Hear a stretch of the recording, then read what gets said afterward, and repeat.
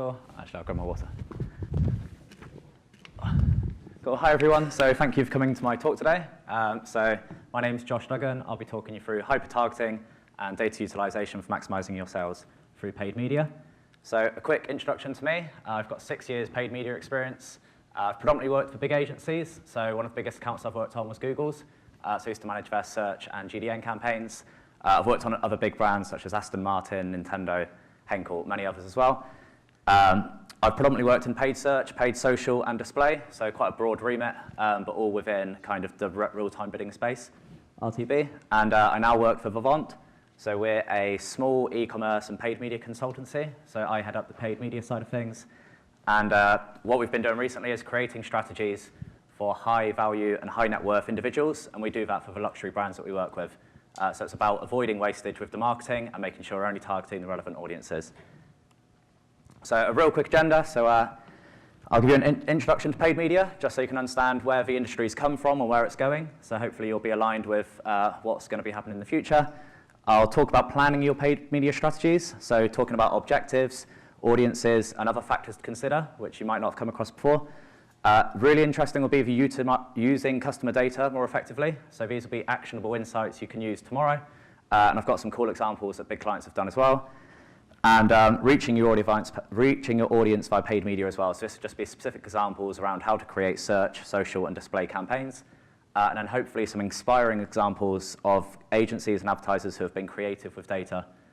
So you can go ahead and sort of think of other opportunities for yourselves in the future. So a real quick introduction to paid media. So in 1994, the first digital ads were launched. Back then, it would all be content focused. So if you was Nike, for example, you would call up Yahoo and you'd go, I want to advertise on all of your sports pages. If you were selling female running shoes, you can imagine there'll be a lot of wastage when those ads were served to males on yahoo.com/sports. It would all be kind of a manual process. So you would call up on the phone, you would book your inventory, you would pay for per each 1,000 worth of impressions, and you would negotiate quite a lot. So there'll be a lot of barriers for smaller retailers, where big agencies would have the low rates, and if you're a small advertiser, you'd have to pay quite a lot.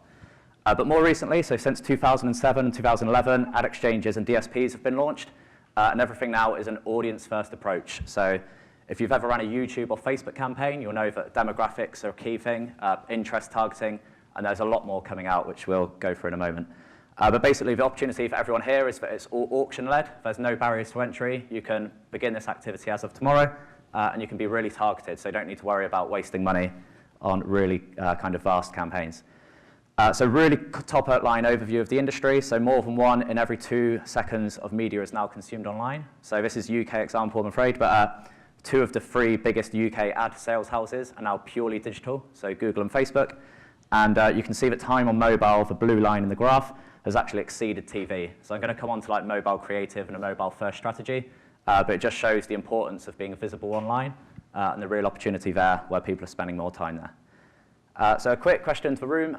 Who knows what first, second, and third-party data is? Cool, so yeah, a couple of hands. So I'll just give you a real quick run through, but basically first-party data is data that you own. So it could be your CRM data, could be your web analytics, could be social, people who have liked your page. Ad server data is quite interesting, so people who have engaged with your ads. You can build audiences based off that. Email data as well. Second-party data is really interesting. So it's effectively first-party data owned by another organization. So say you was a sports drink retailer, such as Gatorade, you might ask to buy the data from Nike because you know that the Nike's audience is quite relevant to you. It's a sporty audience, and it's a quite nice way to expand. Third-party data is essentially generated by other platforms. So the biggest one in the UK is Experian. They run credit checks for people in the UK. And as you can imagine, with a credit check, there's a lot of information they've got. So your income, number of people in your household, what your job is, what your previous job is, and all of that you can plug into online and target those people. So as you can imagine, third-party data is the biggest scale, the biggest opportunity.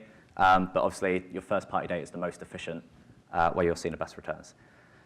So a real quick overview of how optimizing to audiences across channels will be key. So Marin, if anyone's heard of those, are a PPC bid management platform. So they use algorithms to sort of select the most efficient bid for your PPC. But what they've done recently is they've verged out into social as well. So you manage your search and social campaigns in one place. And the reason behind this is so you can manage and optimize to a single audience. So Marin have actually found if someone sees your search ad and your paid social ad, they're 2 times more likely to convert. So what you can do is you can optimize towards one audience, say for example, females aged 18 to 24. You could target them in search and through social. But the best example is DoubleClick. So DoubleClick are owned by Google, and through there you can basically do lots of things. So you can do sequential messaging. So if someone sees an advert for the first time, it could be a video, and if it's the third time, it could be a call to action where you're saying buy today for 15% off. And they also do a lot of attribution modeling at DoubleClick as well. So this is a good example to show you where the industry is now. So hopefully this will be quite interesting for you guys. So Sky is the biggest TV publisher in the UK, and this really shows the importance of audiences in programmatic buying. So Sky define this as themselves, and sorry for just reading it out, but Sky AdSmart is the revolutionary approach to TV advertising, which levels the playing field so businesses of all shapes and sizes can benefit from the advertising impact of TV. What they might mean by this is that 2 years ago, if you were to buy a spot of TV advertising, you would target everyone in the UK. No matter what their interest was, no matter how old they were, no matter where they lived, you'd just target everyone in the UK. And as you can imagine, it would only be the real big advertisers who are advertising on TV. What Sky are now offering is a programmatic buy where advertisers compete in an auction, and they can do it based on interests and demographics. So now, for example, if you're a sports retailer based in Leeds, you can programmatically serve TV adverts just to people in Leeds. And you can imagine you've immediately lost a lot of wastage that could have happened if you were targeting all of the UK. You can also overlay income data and number of people in the household. So if you're selling products for, say for kids, you're probably better off targeting a household with more than 3 people in it, for example. So yeah, really effective. So I can imagine not many people here have thought about TV before, but in the next couple of years, it will be available for you to buy at a cheap price in auction, really targeted. So hopefully that's a nice example. So how to actually plan your media strategy. So the first thing you need to consider is objectives. So dependent on what your goal is, it will affect what channel you use and what creative you use. So the 3 key objectives are whether you want to build a brand. So do you want to build brand awareness, sort of attract new customers, in which case you might want to use a video format. You might want to use a hover to play, where you hover over and it expands, or a carousel on Facebook.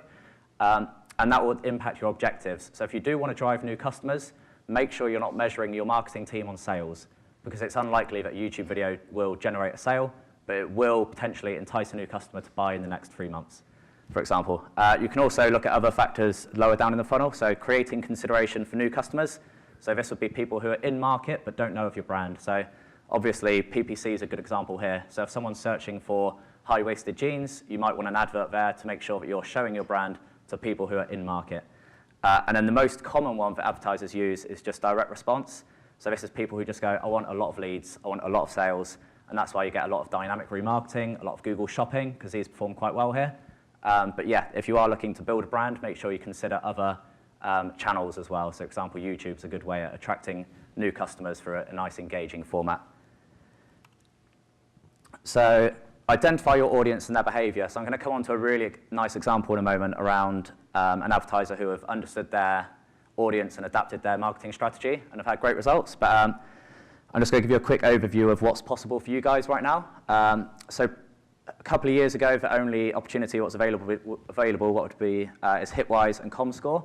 So they're quite expensive tools that would show you where your audience has been before they visited your site. But now with the kind of improvements in GA and Facebook, you can basically put the pixels on your website, and you can look at how your audience indexes against everyone else in the UK or US. Sorry.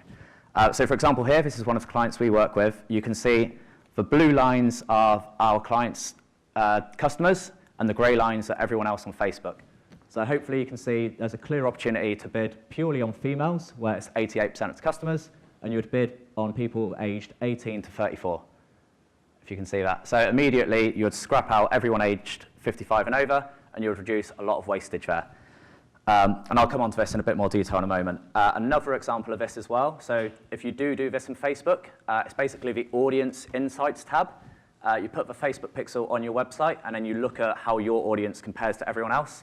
Really interesting. It will tell you what pages they like, what their interests are, how old they are, where they live.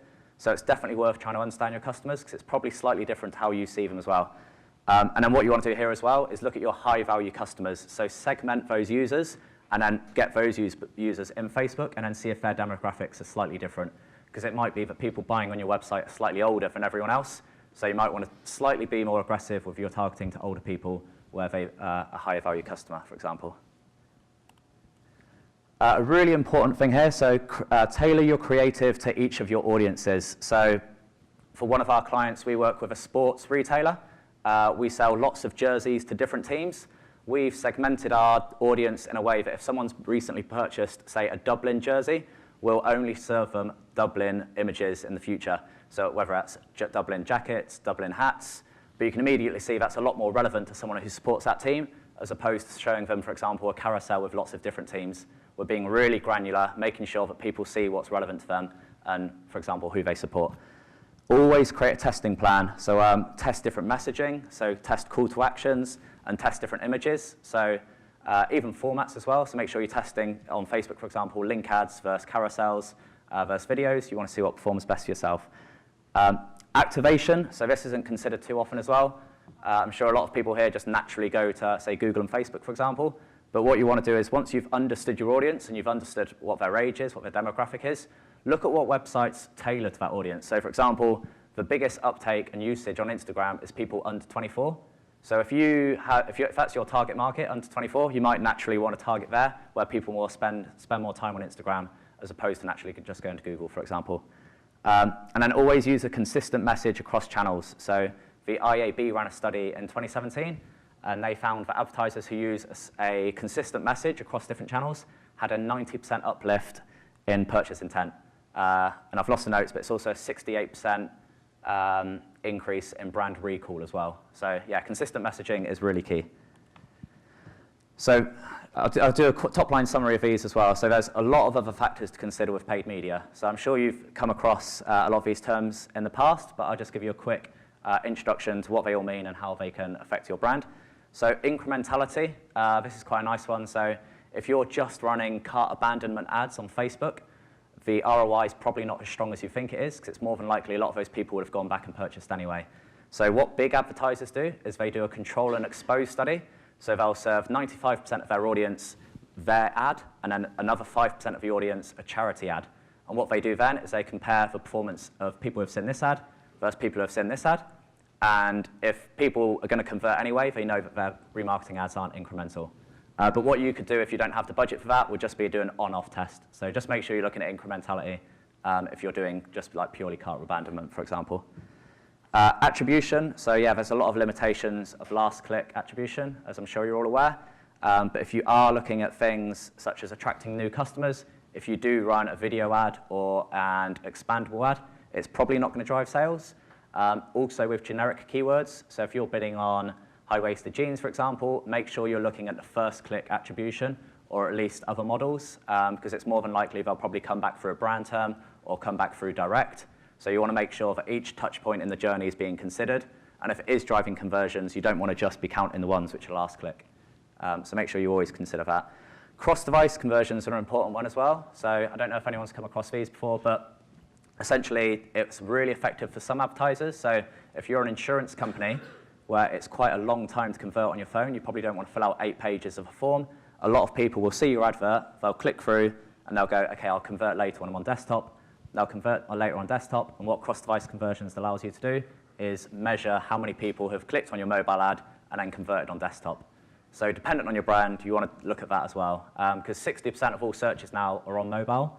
I've already shown you that mobile has exceeded TV in terms of time spent on media. So just make sure you are actually properly reviewing how well that performs, as opposed to just looking at a last-click model.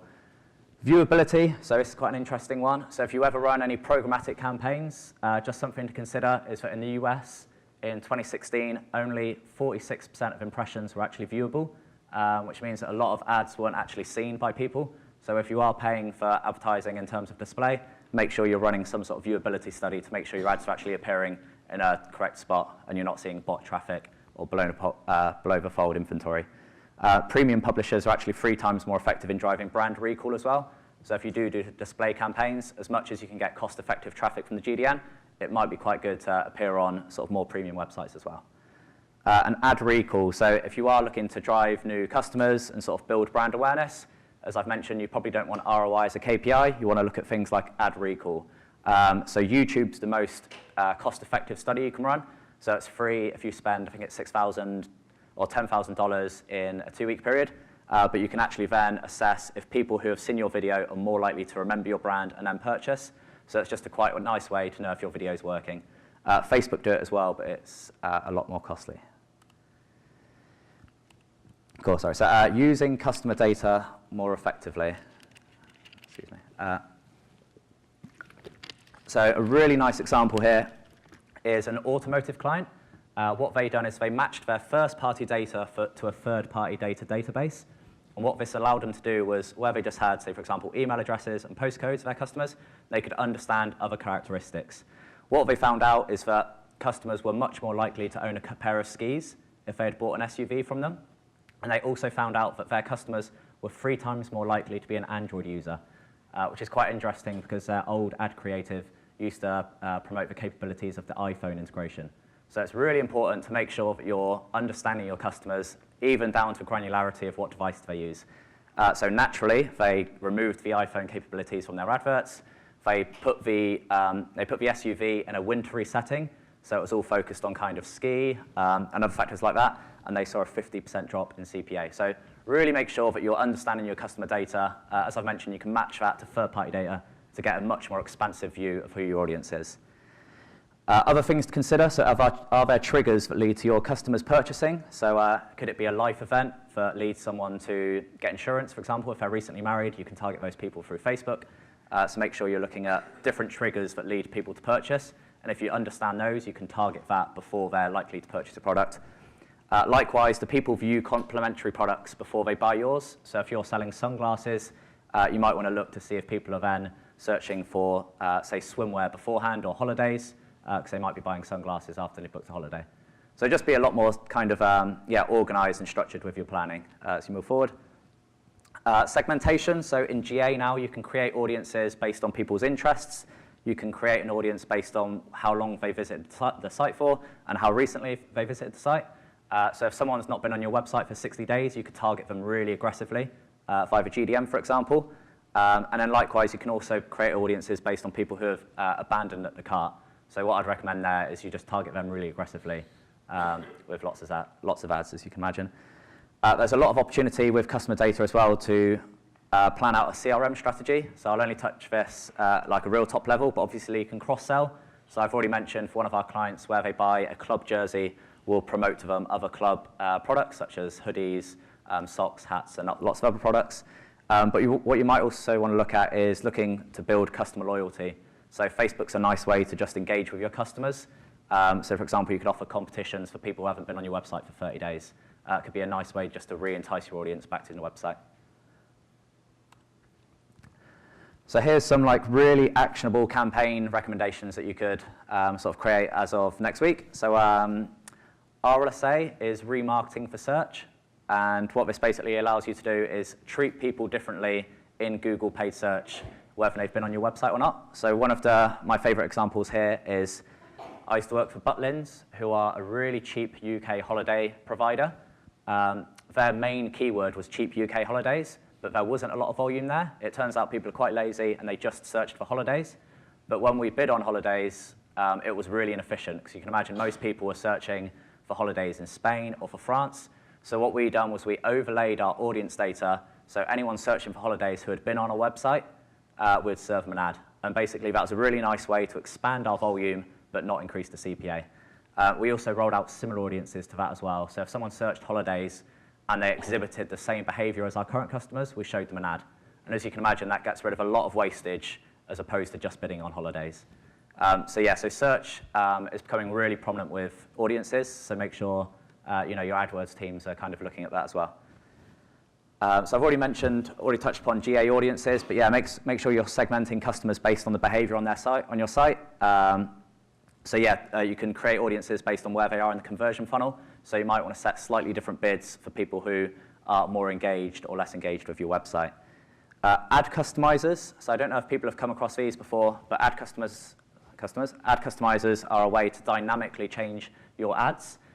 So one nice example would be if someone's been on your website, you can change the message that they see. So what we typically do for a lot of my clients is we'll focus on like the USPs of the brand if they've never been to a website. So we'll call out like the manufacturing benefits, the free delivery, the price, but then if they've already been to a website, they'll get a lot more of a call to action. So we might either offer a discount or it'll be shop online today for free delivery. So make sure you're treating people differently based on whether they've been to the site or not. You can also do sort of different landing pages. So another nice example would be if someone's been to the website, you might want to take them straight to a product page to drive the purchase, but if they're a completely new customer, you might want to take them to an inspiration page, which is all about how you manufacture your goods, why they should purchase from you, a bit more about the brand, as opposed to just directing them to a sales page.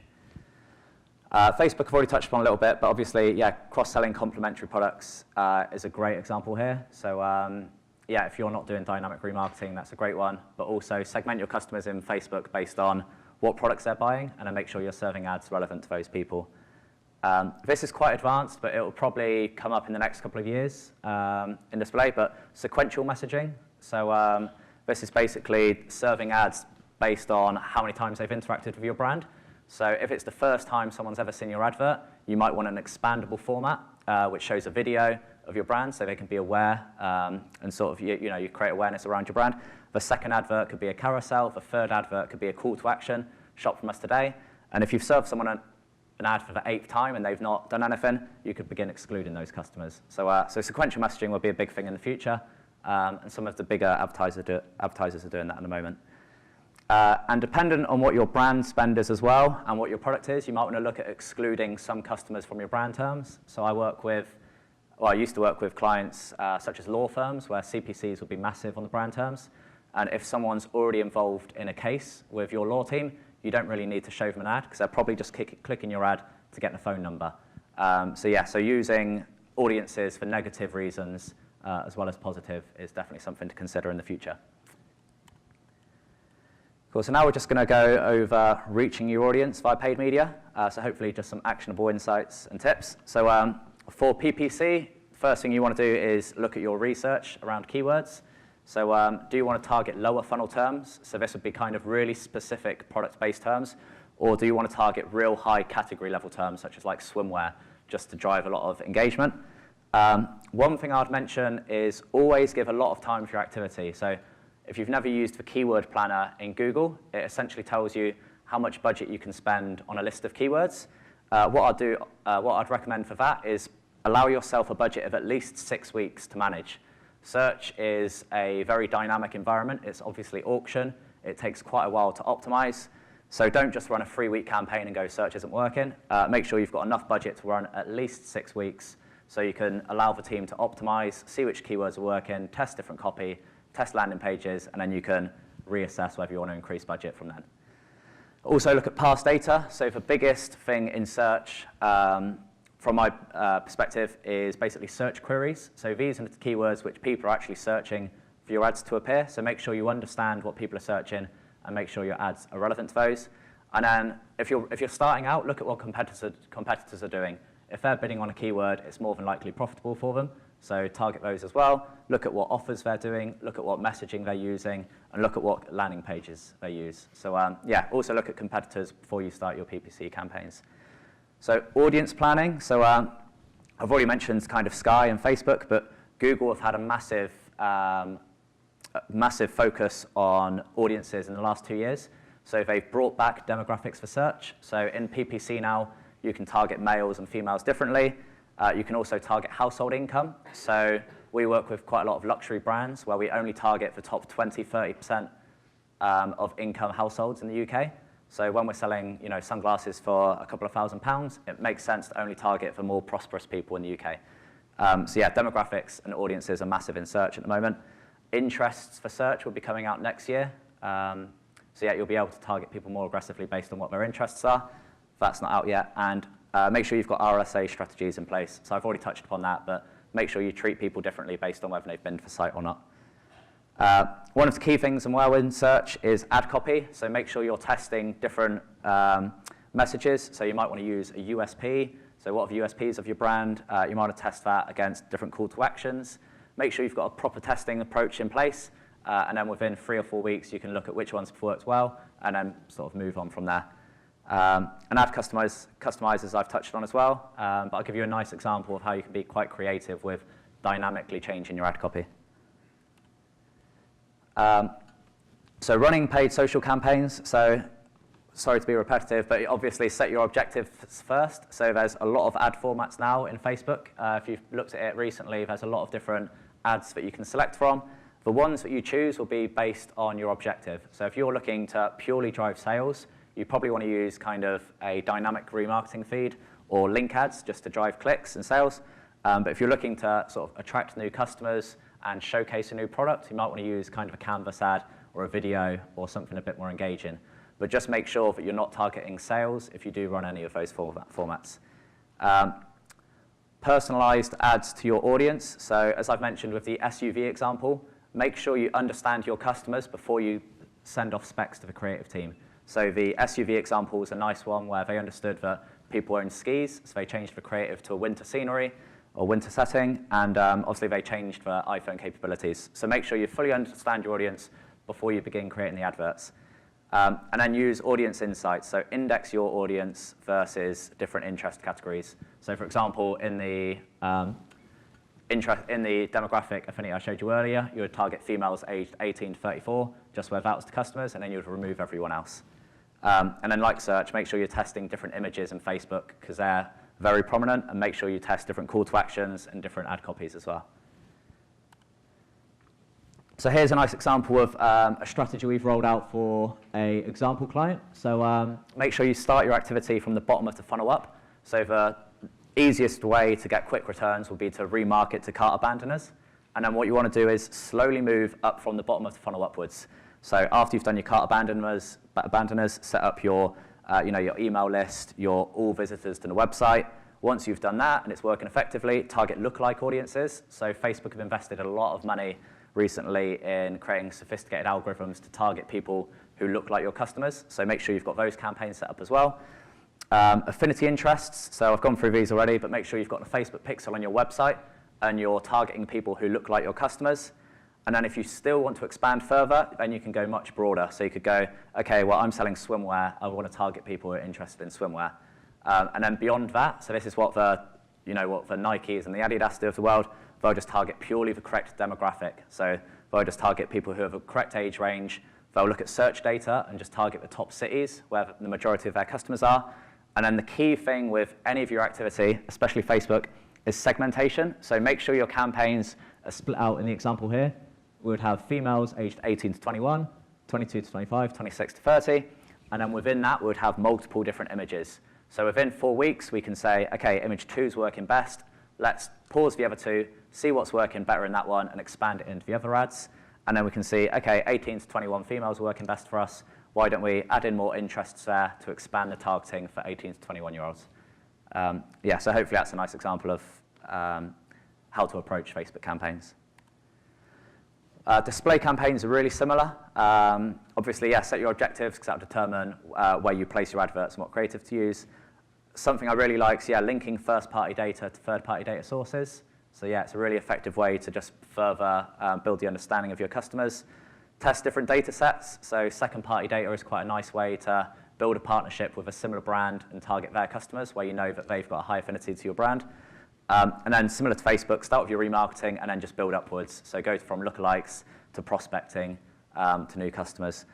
And I'm going to come on to these two in a moment, but you can overlay other data sources in kind of DSPs now.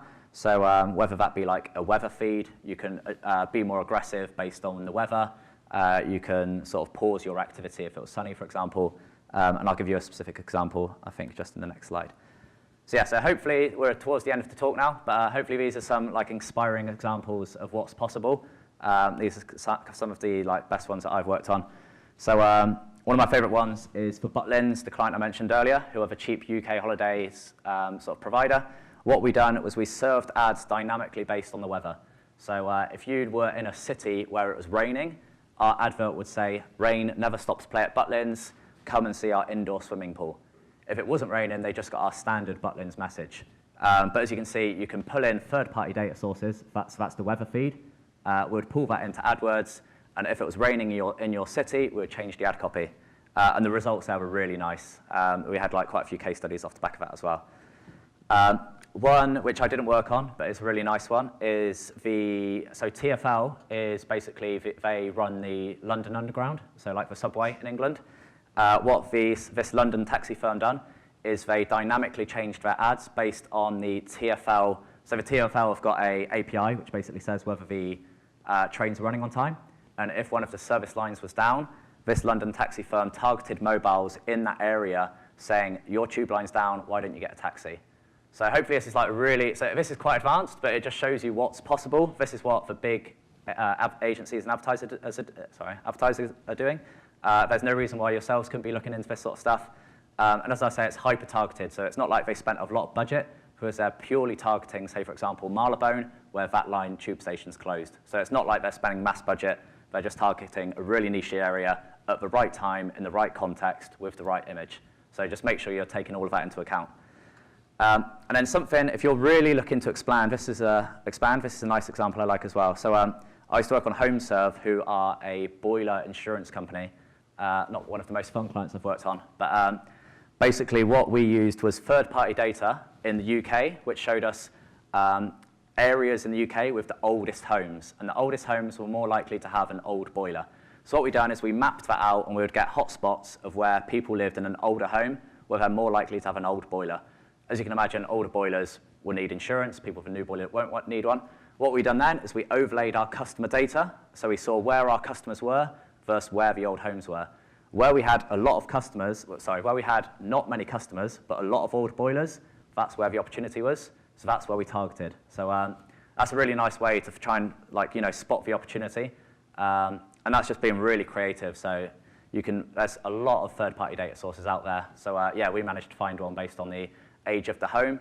And then that really allowed us to see where the opportunity was in terms of a lot of people live here, they've got an old boiler, and they're not our customer. Okay, why don't we run a YouTube campaign here to drive brand awareness of our product, and then the third time they interact with our ad, it'll be a call to action, 15% off today, buy our product.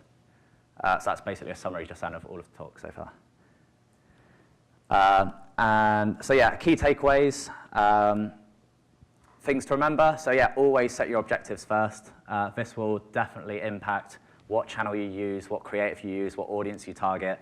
The main one's KPIs. So if you do want to attract new customers, make sure you're not using sales or CPA as an ROI, or ROI as a key performance indicator, because it just won't work. So yeah, I've just gone on to that, sorry. Measure your activity against the correct KPIs. Understand your target audience. So as I've mentioned, they're probably quite different to how you consider them. So make sure you're using GA and Facebook. They're both free. So I've already mentioned kind of Hitwise and ComScore were what agencies used a couple of years ago, which were really expensive. But Facebook now, you can just create an account, add the pixel to your website, go into Facebook and see within Audience Insights who your customers are. And then from there, you can get a real understanding of what their demographics are, what TV shows they like, what they watch, where they live, for example. You can also see whether they're married, whether they're single, whether they went to university, basically everything. So yeah, that's really interesting. Understand your customer and create relevant content. So for example, the Android users with the SUV, don't show them an iPhone ad. Start with small campaign. There's no reason why all of you shouldn't be using like remarketing now. And then if that's working, look at lookalikes. And if that's working, look at prospecting to new customers. And then test. Yeah, test everything. Test different audiences, different placements, different channels. And then the key ones, obviously, your ad copy and your images. And yeah, I think that's all. Thank you very much for your time. Any questions, please? You, sir. My mind is thoroughly blown. I was wondering if you would be like posting this on a blog, or like, do you guys do like consultations, like for clients, where like, maybe you could help craft an offering? I don't know, like do you have like a calendar appointment thing or something? I don't know. Yeah, so yeah, we do a lot of kind of consultations. We do a lot of workshops around like a lot of advertisers haven't used Facebook before, and we're seeing great returns. So yeah, we do a lot of like workshops. We work with you to understand what your customers are. Yeah, within like half a day, we can work out a good approach. So like the conversion funnel I showed you for a potential retailer, we can do things like that. So yeah, we do offer a lot of services around that. Hello. So your jersey example, how do you determine that I'm buying a jersey for me and not for like my son how do you determine gifting versus personal use in targeting? So unfortunately, unless you was getting really advanced, you wouldn't be able to. So I'd probably just look at it at a top level. And if the majority of your customers are buying products for themselves, use that strategy. But if you've got parents on your website, which you can see on Facebook, maybe don't run that strategy. So yeah, I'd probably just, and potentially don't run that over Christmas and over gifting times. But yeah, unless you're worth pulling kind of like shipping address back into an audience through AdWords, for example, that would be really advanced. But yeah, I'd say if you're selling products which are going to that specific customer, so for example, like shirts, well, I guess that's still not great. But yeah, there's no real workaround, I guess. Sorry. Any other questions? Sorry. Counterpoint to that, what if you were able to, if, for example, children's jerseys, well, most children don't shop online, right? So you'd be able to know that target. So that's what I mentioned. If you've got a lot of parents purchasing on your website, you might not want to sort of dynamically serve the same ads to them. But it also makes sense that if they've bought their Kid a Man United top, they might want to buy their Kid a Man United hoodie in the future as well. Yeah, meaning like you can go one of two routes. Like if I'm selling women's clothing, usually women, but you can maybe do a separate ad campaign piloted at men buying clothes for their. Exactly, and the concept, you reduce the wastage, right? So you're more than likely to serve an ad, you're more beneficial serving an ad similar to what they've purchased before, as opposed to just serving a general branded logo. So yeah, so to answer your question, it just reduces the wastage. It still might not work perfectly, but you're better doing that if they've purchased something similar, as opposed to just serving a real generic ad. Yes, sir? How do you connect the third-party data to your AdWords? So you don't do it through AdWords. So AdWords offer their own sort of proprietary data. So within there, you can do audience, you can do within their parents, you can do their income, you can do their demographics, and soon-to-be interests. What I've been mentioning around matching first-party data to third-party is where you would plug into a DSP. So a DSP is a demand-side platform where you basically manage all of your advertising activity. And from there, you would purchase third-party data. So I'm in the DSP.